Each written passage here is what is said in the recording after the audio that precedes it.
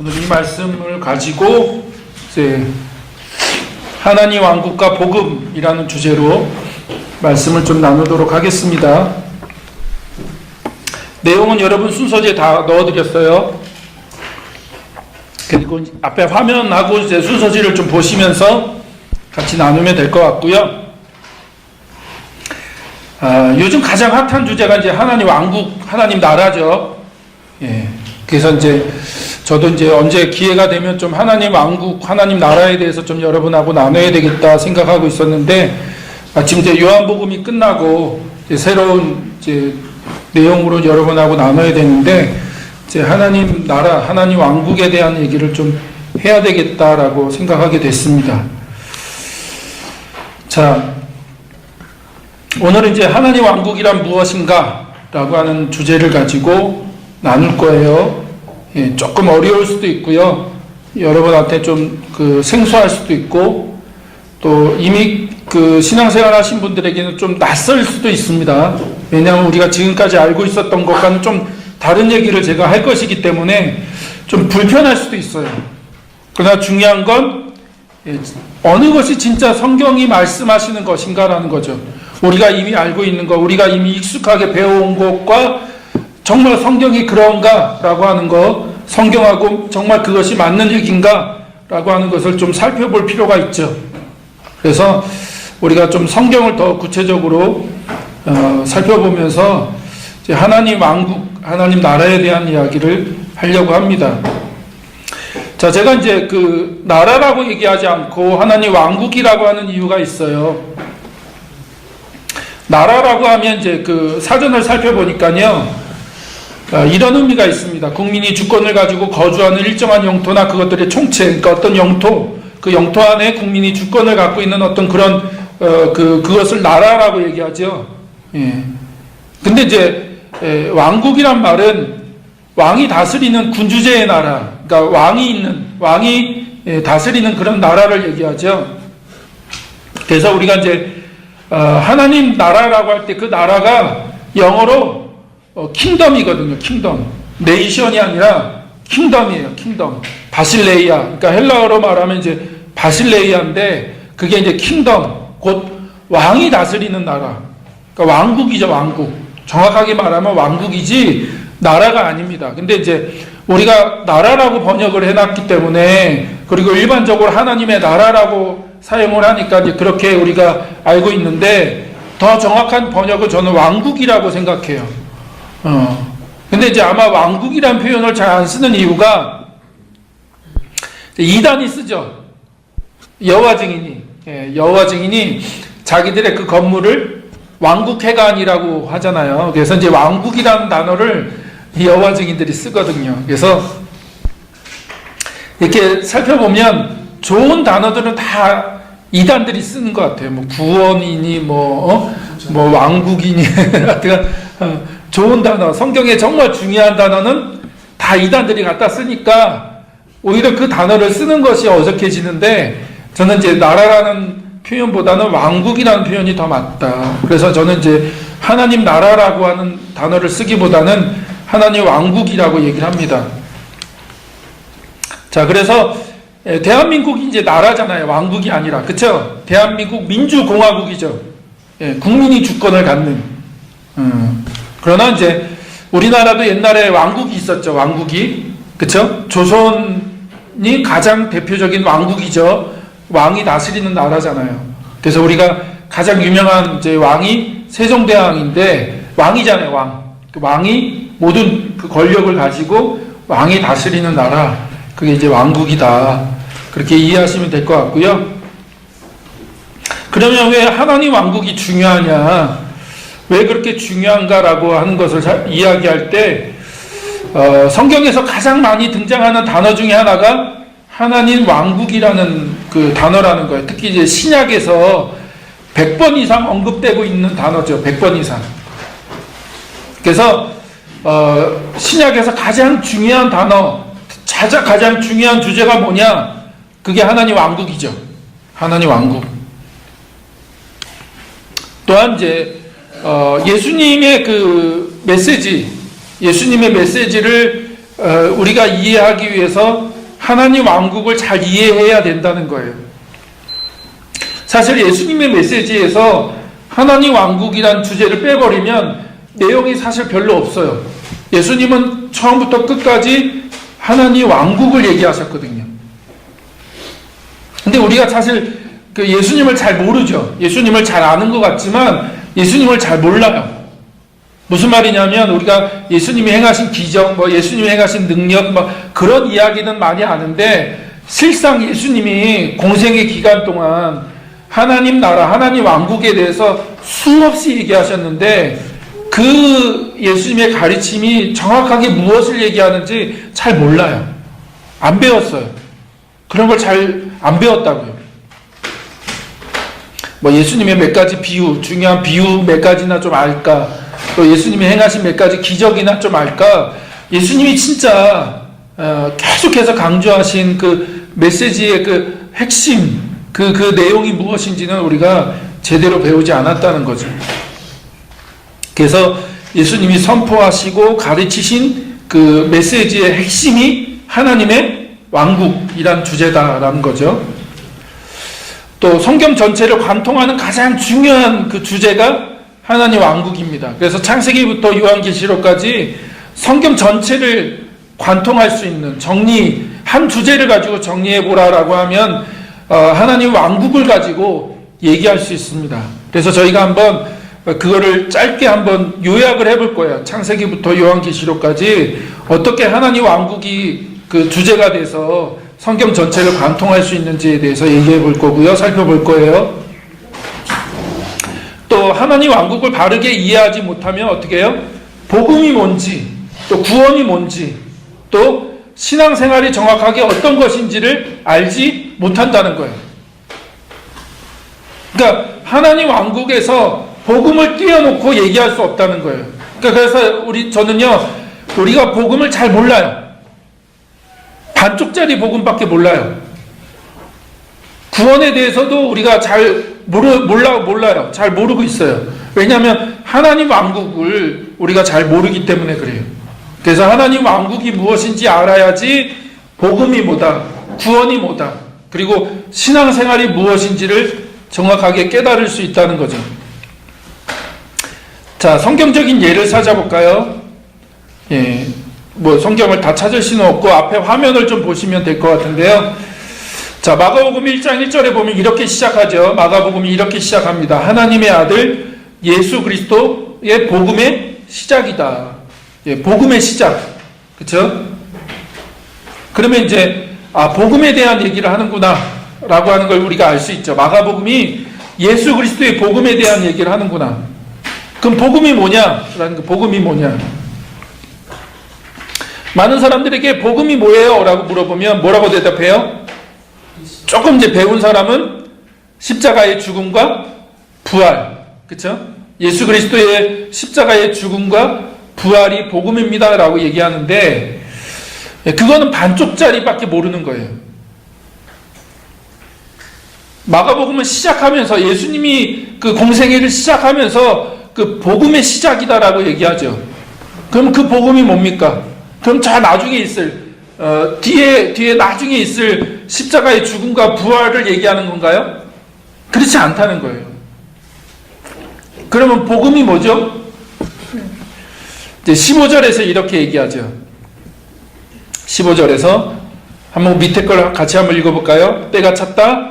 하나님의 나라가 가까이 왔다. 회개하여라. 복음을 믿어라. 예. 그러면 예수님이 선포하신 복음은 뭐죠?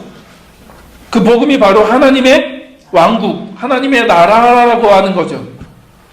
예. 그래서 복음은 다른 게 아니에요. 하나님의 왕국, 하나님의 나라, 그게 복음이죠.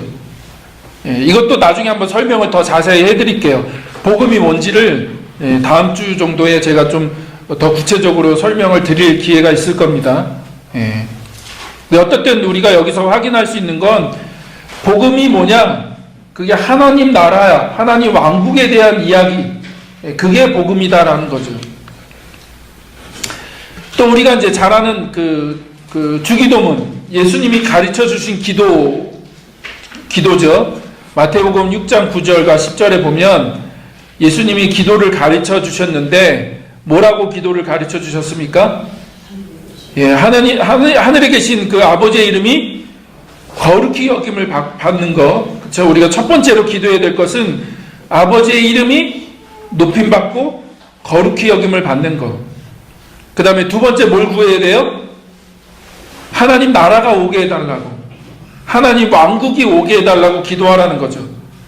그러니까 우리가 이걸 수없이, 어쩌면 저 같은 경우는 수천 번 했을 거예요. 수천 번. 그쵸? 근데 이게 무슨 의미인지 잘 모르고 하는 거예요. 우리가 이거를 무슨 의미인지 잘 모르고 그냥 계속 암송만 하는 거죠.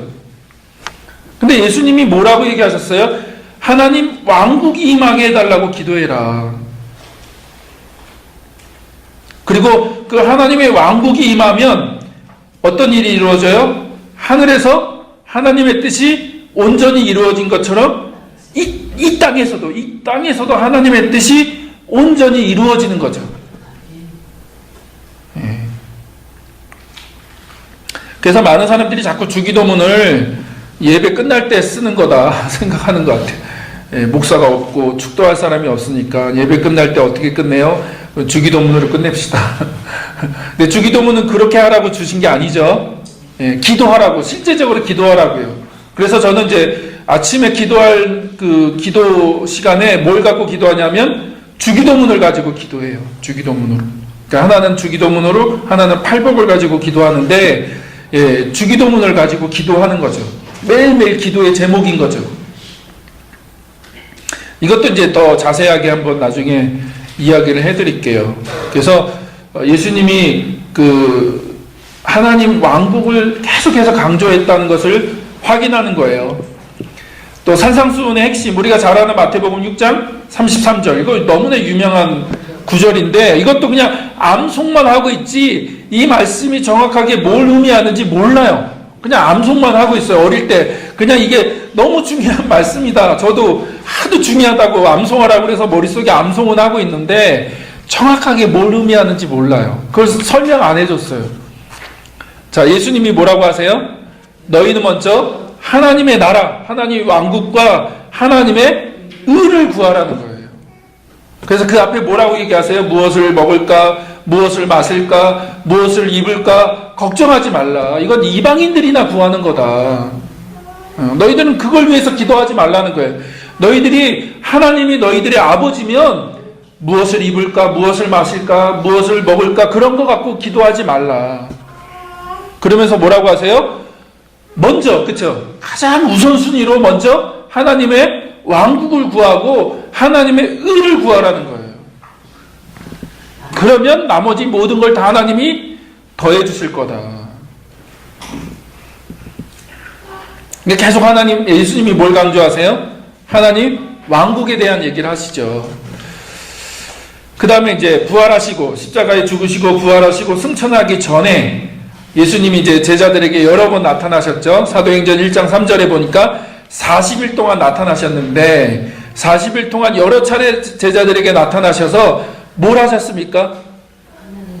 네, 1장 3절에 보니까 하나님 나라, 하나님 왕국에 관한 일들을 말씀하셨다는 거예요.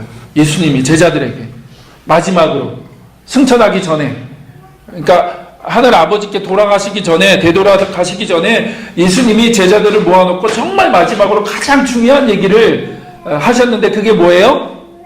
하나님 왕국에 대한, 하나님 나라에 대한 이야기를 하셨다고요. 그러니까 중요한 거죠. 그쵸? 또 사도행전 28장 31절, 이게 이제 사도행전 마지막 구절이거든요. 그래서 이제 많은 사람들이 복음서 이후로 지나면 하나님 나라에 대한, 하나님 왕국에 대한 이야기가 별로 없다고 얘기하는데 그렇지 않아요. 28장 31절에 보니까 뭐라고 얘기해요? 사도 바울이 하나님 나라, 하나님 왕국을 전했다는 거예요. 그쵸? 아무런 방해를 받지 않고 아주 담대하게 하나님 나라, 하나님 왕국에 대해서 전하고 가르쳤다는 거예요. 그러니까 사도들이 전한 메시지의 핵심도 뭐예요? 하나님 왕국에 대한 이야기를 했다고요. 사도들도. 자, 그 다음에 요한계시록 11장 15절 보면 하나님 나라, 하나님 왕국이 완성이 되는데 이렇게 얘기하죠. 세상의 나라는 우리 주님의 것이 되고 그리스도의 것이 되었다. 그래서 주님이 영원히 다스리실 것이다. 조금 이따 이제 하나님 왕국이 뭔지를 얘기할 텐데, 하나님 왕국이 뭐냐, 하나님 나라가 뭐냐, 하나님이 다스리신다는 거예요. 하나님 다스리신다.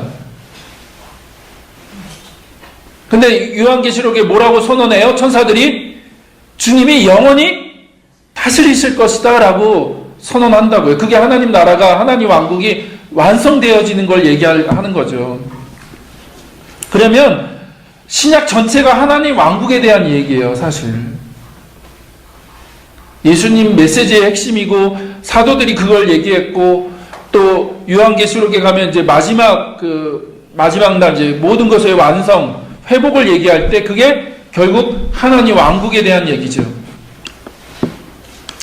자, 그러면 하나님 왕국이 뭐냐? 이제 영어로 킹덤 오브 갓이죠. 킹덤 오브 갓. 그러니까 헬라어로 얘기하면 바실레이아 투 데우. 그러니까 바실레이아라고 하는 건 왕국이란 얘기고요. 데우는 하나님이란 얘기입니다. 그러니까 하나님의 왕국이란 얘기인데요. 하나님의 나라, 하나님의 왕국이라는 의미인데, 여기서 왕국은요, 영토 개념이 아니에요. 영토 개념. 영토란 말은 공간이란 거잖아요. 그렇죠? 공간의 개념이 아니다. 어떤 공간적인 개념이 아니에요.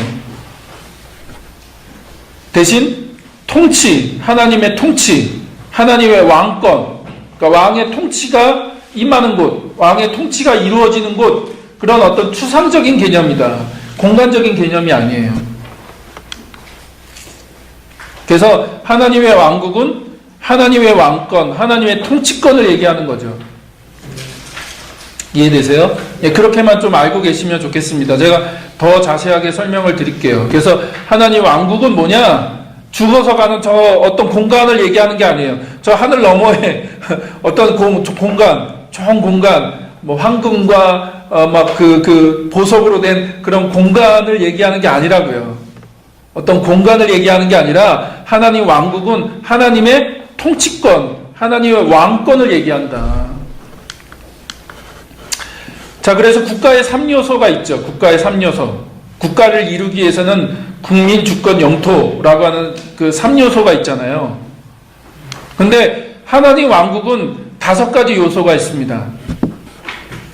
보세요. 왕이 있고요. 그 다음에 왕이 다스리는 백성이 있고, 그 다음에 땅이 있어요. 물론 이제 더 설명을 드리겠지만 성경은 계속 땅을 얘기해요. 어떤 공간을 얘기하긴 해요. 공간을. 어떤 공간을 얘기하긴 하는데 하나님 나라가 그 공간을 국한되어 있지는 않은데 성경은 계속 땅을 얘기하죠. 그리고 그 땅 안에 백성이 있고요. 그 다음에 하나님이 주시는 법이 있죠. 법, 말씀, 율법이든 하나님의 말씀이든, 그리고 또 하나님의 통치가 있죠. 그래서 요거를 머릿속에 좀 잘 그려두시면 성경이 이걸 계속 얘기해요. 예를 든다면요, 에덴 동산을 생각해 보십시오. 에덴 동산이라는 땅이 있죠. 그쵸? 땅. 거기에 누가 있어요? 아담과 하와가 있고요. 그리고 하나님이 뭐라고 말씀하세요? 선악과는 먹지 말아라. 그쵸? 그래서 하나님이 주신 말씀이 있죠. 그래서 아담과 하와가 하나님 말씀에 순종해야죠. 순종한다는 건 하나님의 통치를 받는다는 얘기예요. 하나님의 통치. 그리고 또 그 다음에 어떤 땅이 등장해요? 가나안 땅이 등장하죠. 그쵸? 이스라엘 땅. 거기에 하나님의 백성 이스라엘이 있고, 하나님이 그들에게 뭘 주셨어요? 율법을 주셨죠. 율법. 그래서 하나님 말씀에 순종할 때 그게 하나님의 통치를 받는 거죠. 그래서 하나님이 계속 뭘 얘기하세요? 내가 너희들의 왕이다. 왕. 하나님 왕이시죠. 그래서 성경 구약은 명확하게 하나님 왕국이란 단어가 등장하진 않지만, 그러나 구약에도 하나님 왕국에 대한 얘기를 해요. 그리고 신약에서도 하나님 왕국에 대한 얘기를 해요. 그래서 여러분이 이 그림을 좀 머릿속에 일단 그려놓으시면 제가 또 한 번 더 자세하게 설명을 드리겠습니다. 자, 그래서 하나님 왕국은 뭐냐? 죽어서 가는 좋은 곳이 아니다. 여기서 이제 많은 기독교인들이 한국 기독교인들이 좀 부닥치죠. 불편하게 생각해요. 왜냐하면 우리는 천국이 천당이라고 생각하니까요. 천당. 근데 천당이란 단어는 어디서 왔어요? 불교에서 왔어요. 이게 죽어서 가는 좋은 곳은요, 성경적인 개념이 아니에요. 여러분이 좀 명확하게 구분하셔야 돼요. 죽어서 가는 좋은 곳, 그건 불교의 개념이에요. 성경적인 개념이 아닙니다. 그러면 성경에서도 천국을 얘기하잖아요. 라고 묻겠죠. 어떤 분은, 이제 성경을 좀 아는 분은, 성경에도 보면 천국이라고 있는데 그 천국은 뭡니까? 조금 이따 설명을 드리겠지만, 마태복음에서 천국이라고 하는 단어가 나오죠. 그쵸? 마태복음에는. 예, 그 대신 이제 다른 복음서, 마가나 누가복음에 보면 하나님 나라라고 하는 단어가 나옵니다. 같은 단어예요. 천국이나 하나님 나라나. 근데 마태복음이 왜 천국이란 단어를 쓰느냐? 이유는요, 마태복음이 유대인을 향해서 쓰여진 복음서이기 때문에, 유대인을 향해서. 그래서 유대인들의 특징은 뭐예요? 하나님의 이름을 함부로 쓰지 않았죠. 그러니까 하나님의 이름을 망령되이 여기면 안 된다고 해서 하나님의 이름을 함부로 쓰지 않았어요. 그래서 유대인들에게는 하나님의 이름이라고 하는, 하나님이라고 하는 그 이름 대신에, 그 단어 대신에 다른 대체하는 단어를 쓴 거예요. 그게 뭐냐면 그게 하늘이에요. 하늘.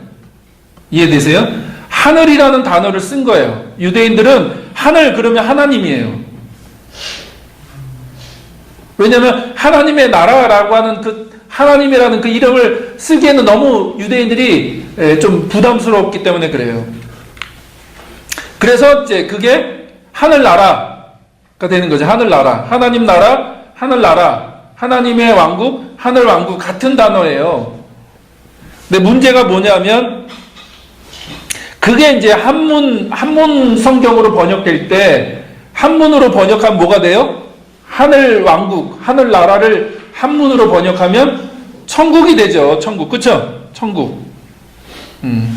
근데 그 천국이란 단어를 쓰니까 이 동양권에 있는 우리, 이 불교권에 있는 우리가 뭘 생각해요?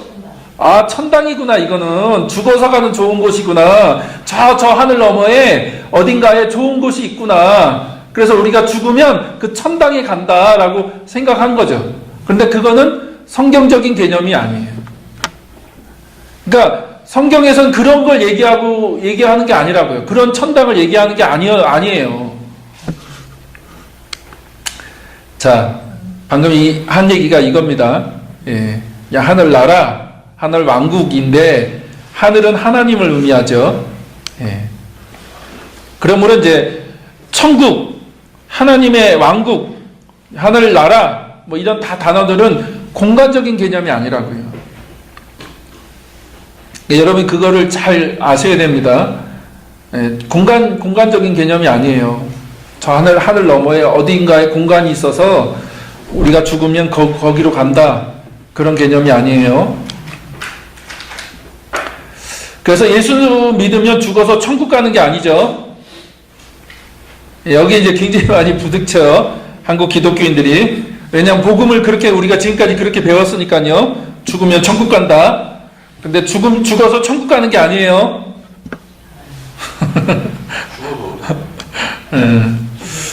자, 그걸 얘기를 드릴게요. 그래서 죽으면 천국 간다는 개념보다 죽으면 부활한다는 개념이 더 성경적인 개념이에요. 죽으면 천국 가는 게 아니라 죽으면 어떻게 돼요? 우리는 부활해요. 언제요? 예수님이 다시 오실 때 우리는 부활한다고요.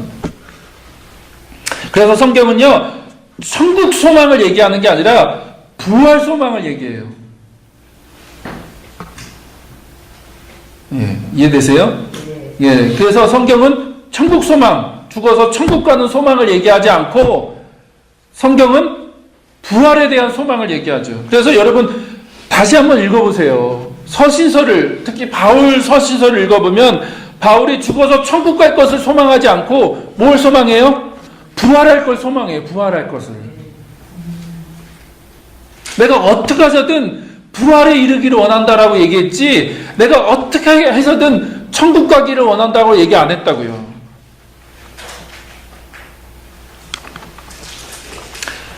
그래서 신자가 죽으면요, 하나님 품으로 간다, 그리스도의 곁으로 간다라고 얘기해요. 성경은 그것을 하늘이라고 얘기합니다. 이것도 좀 설명이 필요한데, 잘 보세요. 영어로 보면 이제 스카이가 있고 헤븐이 있죠. 스카이는 뭐예요? 이런 물리적인 하늘이죠. 물리적인 하늘. 근데 성경은 이런 스카이를 얘기하는 게 아니에요. 하나님이 계신 하늘은 이런 스카이, 이 물리적인 하늘이 아니죠. 영어로 그걸 헤븐이라고 해요. 그 하늘은 하나님이 계신 하늘이에요. 이해되세요? 네. 이게 잘 구분이 되셔야 돼요. 그러니까 자꾸 하나님이 계신 곳이 하늘인데 그 하늘은 이런 물리적인 하늘이 아니다. 하나님이 계신 곳이 하늘인데, 신자가 죽으면 어디로 가요? 하나님 품으로 가요. 그리스도의 곁으로 갑니다. 천국 간다고 얘기하지 않았어요, 성경은. 자, 예수님은 그것을 뭐라고 불렀어요? 낙원이라고 불렀습니다. 낙원. 천국이라고 부르지 않고요, 낙원이라고 불렀어요. 자, 누가복음 24장 43절. 이게 무슨 말씀이죠? 이제 그 예수님이 십자가에 돌아가실 때 왼편인지 오른편인지 몰라요. 자꾸 오른쪽이라고 얘기하는데 왼편인지 오른쪽인지 모르지만 하여튼 어느 한쪽의 그 강도에게 뭐라고 얘기하셨어요? 네가 오늘 나와 낙원에 있을 거다라고 얘기하셨죠. 천국에 있을 거다라고 얘기하지 않으셨어요. 낙원에 있을 거야라고 얘기했죠. 낙원이 어디예요? 하나님이 계신 곳이에요. 그게 하늘이라고요. 근데 천국은 아니에요. 어렵나요? 개념이 어려워요? 정리를 잘 하셔야 돼요.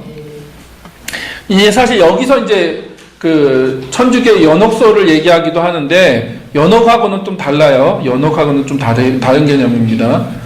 우리가 이제 신자가 죽으면 하나님이 계신 하늘 혹은 하나님 품에 가 있는 거죠. 예.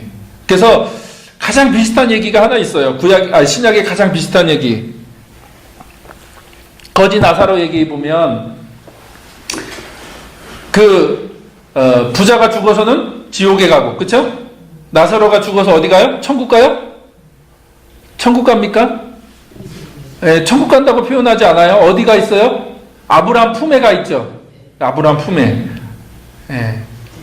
그러니까 우리가 그걸 천국이라고 자꾸 오해하는데 그렇지 않아요. 성경은 그것을 천국이라고 얘기하지 않아요. 하나님 나라, 하나님 왕국이라고 표현하지 않아요. 그냥 아브라함 품 혹은 낙원, 하나님 곁에 가는 거죠. 하늘로 가는 거죠. 그 하늘은 하나님이 계신 곳이죠. 이해되세요? 근데 그 이상 묻지 마세요. 그 이상 묻지 마세요. 저도 몰라요. 네. 왜냐하면 성경이 그걸 자세하게 언급하지 않아요. 이해하세요? 성경이 예수님도 그걸 자세하게 얘기하지 않으세요. 왜 얘기하지 않으셨을까? 몰라요. 제 생각엔 중요하지 않으니까 얘기하지 않으신 것 같아요. 별로 그렇게 중요한 주제가 아니니까. 우리는 그거 굉장히 궁금해하는데 예수님은 그거 별로 그렇게 중요한 주제가 아니셨는지 자세하게 성경은 언급하지 않아요. 그 정도밖에 몰라요. 그러니까 더 이상 묻지 마세요. 저한테 물어도 저도 대답해 드릴 게 없어요. 왜냐하면 성경이 그 이상 얘기하지 않기 때문에. 예. 대신 예수님이 다시 오실 때 우리는 부활하죠. 새로운 몸으로 부활해요. 그렇죠? 그래서 새하늘과 새 땅, 나중에 이것도 설명드릴게요. 새하늘과 새 땅에 들어가는데 그것은 저 하늘로 가는 게 아니라 이 땅이, 우리가 사는 이 땅이 갱신되죠. 바뀌어진다고요. 바뀌어진다. 그래서 그 창조, 새롭게 한다, 창조라는 그 관련된 단어가 성경에 두 단어가 나와요. 하나는 아예 없는 것을 만드는 창조가 있고요. 두 번째는 있는 것을 새롭게 하는 창조가 있어요. 그러면 잘 보세요. 창세기 1장에서 나오는 창조는 뭐예요?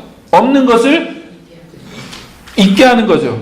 없었던 것을 있게 하는 창조죠. 그러면 요한계시록에서 나오는 건 뭐예요? 예, 기존에 있는 것을 새롭게 하는 거예요. 이 땅이 없어지지 않아요. 우리가 사는 이 땅이 없어지지 않고 뭐가 돼요? 새 하늘과 새 땅이 된다고요. 새롭게 갱신되는 거죠. 갱신. 바뀌는 거죠. 그래서 우리가 몸으로 부활해서 이 땅에 사는 거예요. 우리 전에 한번 말씀드린 것 같은데, 만약 그런 개념이 없다면 부활할 필요가 없어요. 그쵸? 예를 들어서 우리가 아는 하늘나라에 갈 건데 왜 몸으로 부활합니까?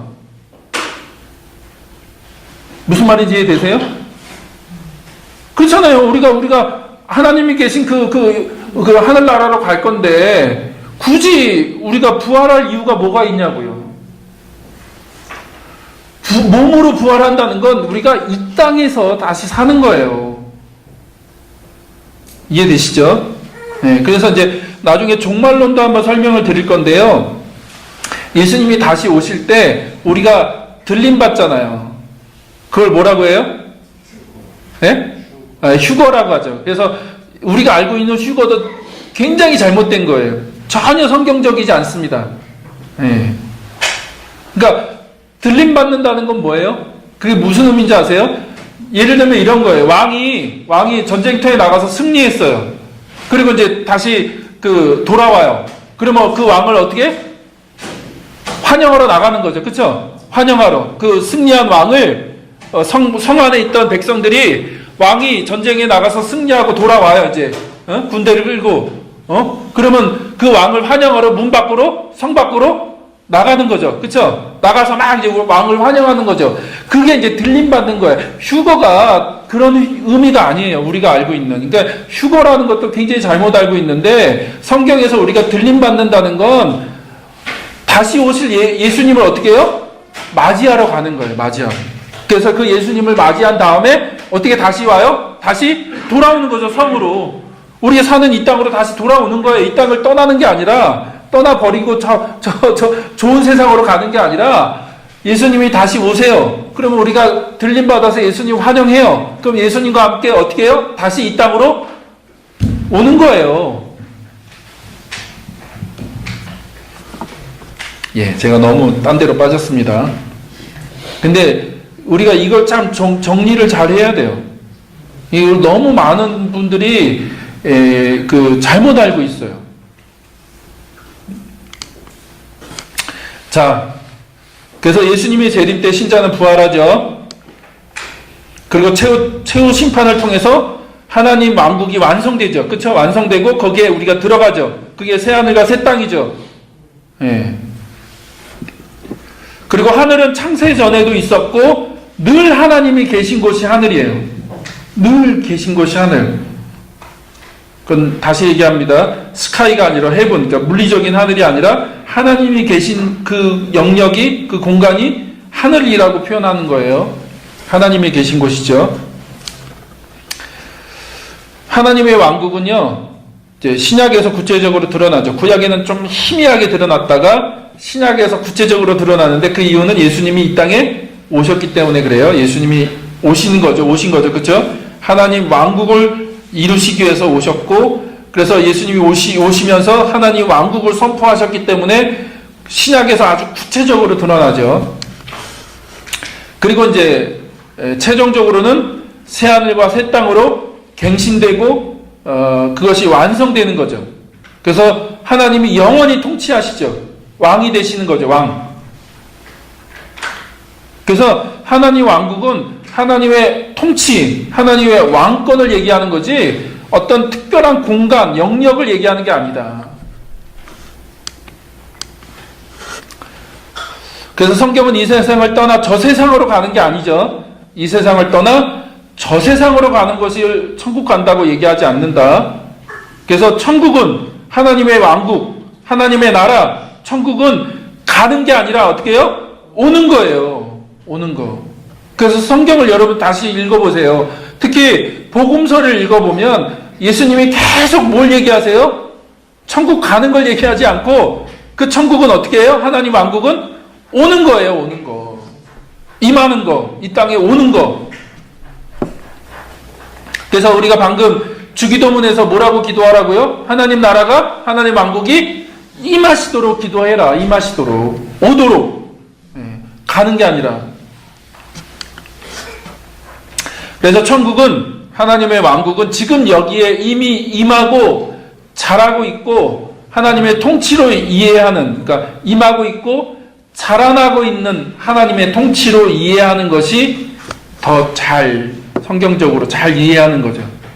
그리고 마지막에 예수님의 제 이름으로 완성될 거다. 완성될 거다. 자, 그걸 가장 잘 보여주는 성경이 오늘 방금 우리가 이제 읽은 요한복음 17장 20절, 21절입니다.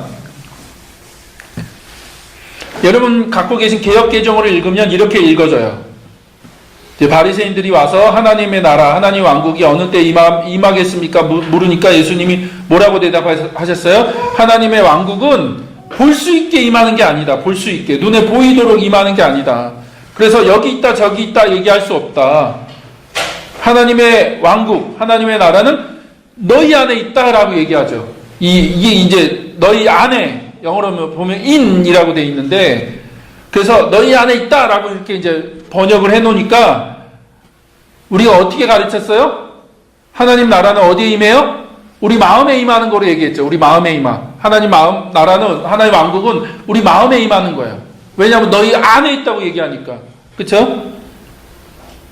그래서 우리가 예수님을 믿고 복음을 들으면 그냥 마음에 평안해지는 거, 마음에 위로받고 평안해지고, 이 마음에 격려를 받고, 이 마음이 하여튼 천국이 되는 거예요. 이 마음이. 그래서 내면의 천국화, 내면이 천국이 되는 거에 대해서 계속 얘기했죠. 그게 마치 복음인 것처럼. 근데요, 이게 성경을 잘못 번역한 대표적인 예예요. 너희 아니라고 번역을 해놓으니까 이런 이제 오류가 생기는데, 새 번역은 그걸 고쳐놨습니다. 새 번역은 그걸 고쳤어요. 자, 다시 한번 읽어볼까요?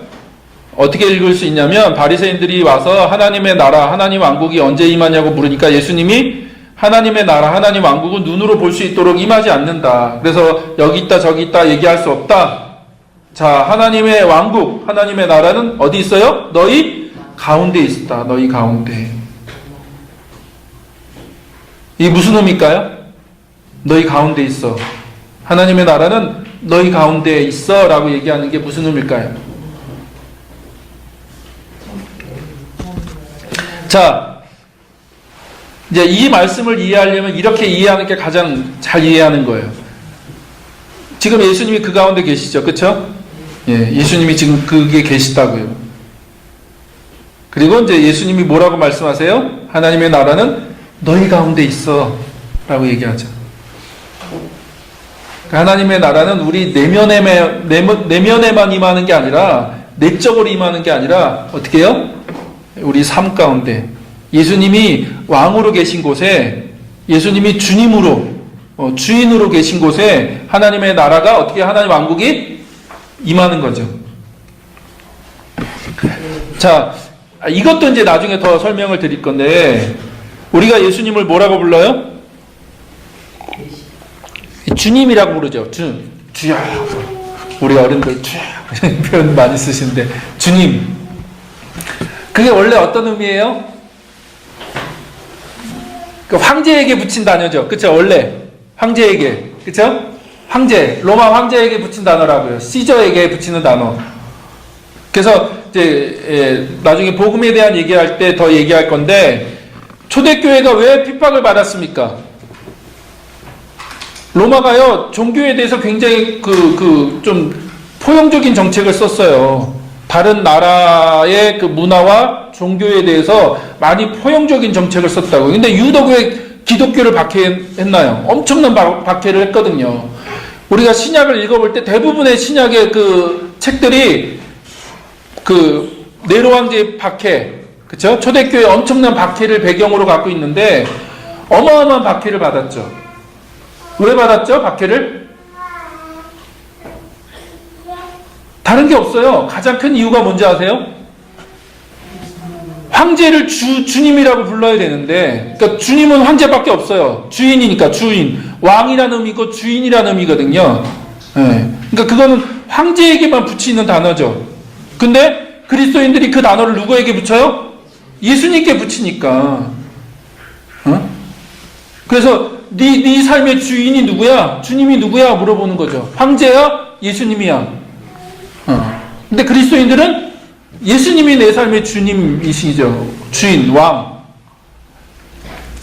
그러니까 이게 하나님 왕국이라는 개념을 갖게 되면요, 이 주님이라는 단어가 그런 의미구나. 우리는 종교적으로 부르자. 그냥 예수님을 그냥 주님, 주여, 주여 이렇게 너무 종교적으로 익숙해 있는데 그 단어는 그런 의미가 아니죠. 진짜 네 삶의 주인이 누구냐, 네 삶의 왕이 누구냐를 묻는 거예요. 근데 지금 예수님이 거기에 주인으로, 주님으로 와 계시죠. 그쵸? 지금 계시잖아요. 그러니까 예수님이 뭐라고 얘기하는 거예요? 하나님의 나라, 하나님 왕국이 지금 너희들 가운데 있다라고 얘기하시는 거죠. 너희들 안에 있다라고 얘기하지 않고 너희들 가운데 지금 하나님의 왕국이 있다라고 얘기하시는 거예요. 자, 비슷한 이제 성경이 마태복음 12장 27절 한번 볼까요? 이 말씀도 이제 그런 의미죠. 이제 예수님이 막 귀신을 쫓아내고 막 기적을 행하니까 많은 사람들이 이제 귀신의 왕 바알세불의 그 힘을 빌어서 귀신을 쫓아낸다고 하니까 예수님이 이런 얘기를 하시는 거죠. 그렇죠? 근데 뒷부분에 뭐라고 하세요? 내가 하나님의 영을 힘입어서 귀신을 쫓아내는 것이면 하나님의 나라가 어떻게 해요? 너희에게 왔다는 거예요. 하나님의 나라가 너희에게 왔다. 그래서 지금 하나님 나라가 임하고 있다는 증거가 뭐예요? 귀신이 쫓겨나가고 병자들이 고침을 받고 죄인들이 구원을 받는 거예요. 네? 그래서 유독 왜 예수님의 그 사역에서 기적과 능력들이 많냐? 이유가 뭐예요? 하나님의 왕국이 지금 임하고 있기 때문에, 하나님의 왕국이 능력으로, 성령의 능력으로 임하고 있기 때문에 그것이 가시적인 그 현상으로 나타나는 게 뭐예요? 병자들이 치유받고 귀신들이 쫓겨나가고 죄인들이 회개하고 예수님을 믿는 거죠. 창녀와 세리와 죄인들이 예수님과 밥 먹다가 거기서 막 변화되고 구원받는 거죠. 근데 예수님 그걸 뭐라고 하세요? 하나님의 나라가 지금 임하고 있는 거다라고 얘기하는 거죠. 하나님의 나라가, 하나님 왕국이. 그래서 계속 얘기하죠. 주기도문에서 그렇게 얘기하시는 거예요. 하나님 나라, 하나님 왕국을 계속 임하게 해달라고 기도해라. 하나님 왕국이 임하게 해달라고, 하나님 나라가 임하게 해달라고. 자, 그래서 하나님 왕국은요, 내면에 임하는 게 아니에요. 우리 내면에. 물론 하나님의 나라가 하나님 왕국이 임하면 우리 내면적인 변화도 있죠. 우리 마음의 평화를 얻고 우리 마음의 격려를 얻고 우리 내면의 변화를 경험해요. 근데 내면의 천국을 이루시기 위해서 하나님 나라가 임하는 게 아니라고요. 하나님 왕국이 임하는 것이 단순히 우리 내면의 평화를 위해서, 우리 내면의 천국화를 하기 위해서 임하는 게 아니다. 하나님 왕국은요, 우리 삶의 모든 영역에 임하는 거예요. 네. 왜냐하면 하나님의 왕국은 하나님의 통치이기 때문에. 네. 하나님이 다스리신다, 하나님 왕이시다라고 하는 거죠. 그래서 이 얘기 계속 할 거예요. 제가 한번 성경을 가지고 이게 얼마나 성경에서 계속 반복되는 얘기인지에 대해서 한번 얘기할 겁니다. 그래서 영어로 보면 이게 이제 어느 이제 하나님 왕국, 하나님 나라에 대한 어떤 책의 그 영어 버전, 그 영어 제목인데 upside down이라고 해요. upside down. 뒤집어진 나라. 예, 번역하면 업사이드 다운이 이제 뒤집어진 나라거든요. 뒤집어진. 하나님 왕국은 어떤 곳이에요? 뒤집어진 나라죠. 뒤집어진 왕국. 그래서 세상과는 다른 방식, 세상의 원칙, 세상의 기준과는 다른 방식의, 다른 삶의 스타일을 얘기하는 거죠. 왜냐하면 하나님을 왕으로 모시기 때문에 우리가 하나님의 말씀에 순종할 거냐, 세상의 기준과 세상의 유행에, 세상의 어떤 그 기준에 따를 거냐, 우리가 그걸 선택해야죠. 그러니까 하나님 나라는요, 하나님 왕국은 우리 삶 전체에 임하는 거죠. 그래서 새로운 삶의 방식을 요구하는 거예요. 단순히 우리 내면을 그냥 평화롭게 하고 그냥 그 안정감을 주고 그냥 기쁨을 주는 그런 내면적인, 내적인 것이 아니라 우리의 삶 전체를 하나님 바꾸시라고 바꾸도록 요구하시는 거죠. 자, 정리하겠습니다. 자, 하나님 왕국은 하나님의 통치를 의미한다. 예, 잘 기억해 두시면 좋겠습니다. 또 하나님 왕국은 성경의 가장 중요한 주제다. 성경 전체를 관통할 수 있는 주제다. 또 하나님 왕국은 죽어서 가는 좋은 곳이 아니다.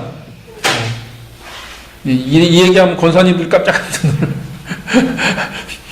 신앙생활 오래 하신 분은 막 굉장히 충격받으시는데, 저 이단 아니야? 막 그런 얘기도 하시는데, 그렇지 않습니다. 그다음 하나님 왕국은 지금 이 세상에 임하고 있는 거예요. 임하고 있고, 그것이 나중에 완성될 거라는 거예요. 예수님 다시 오실 때 완성될 거라는 거죠. 그래서 하나님 나라를, 하나님 왕국을 이 땅에 임하게 하는 그 공동체로서 교회가 존재하는 거예요. 교회가 뭐냐? 교회가 도대체 뭐냐라고 얘기할 때, 교회는요, 하나님의 왕국을 이 땅에 임하게 하는 그리스도의 몸이죠. 그렇게 교회를 설명하지 않으면 교회를 우리가 성경적으로 제대로 이해하지 못하는 거예요. 그러니까 이게 하나님 왕국을 이해해야지 구원, 복음, 또 신앙생활에 대한 이해가 완전히 달라지는 거죠. 자, 그래서 이렇게 오늘 좀 얘기를 마치도록 하겠습니다. 뭐 여러분 안에 여러 가지 질문이 있을 수도 있어요. 그러나 우리가 이제 앞으로 계속해서 하나님 왕국에 대한 얘기를 해갈 거니까 그 부분에서 그런 얘기를 좀 계속 다뤄갔으면 좋겠고요. 우리 안에 새로운 좀 생각의 전환들이 일어나기를 주이름으로 축복합니다. 우리 같이 기도할까요?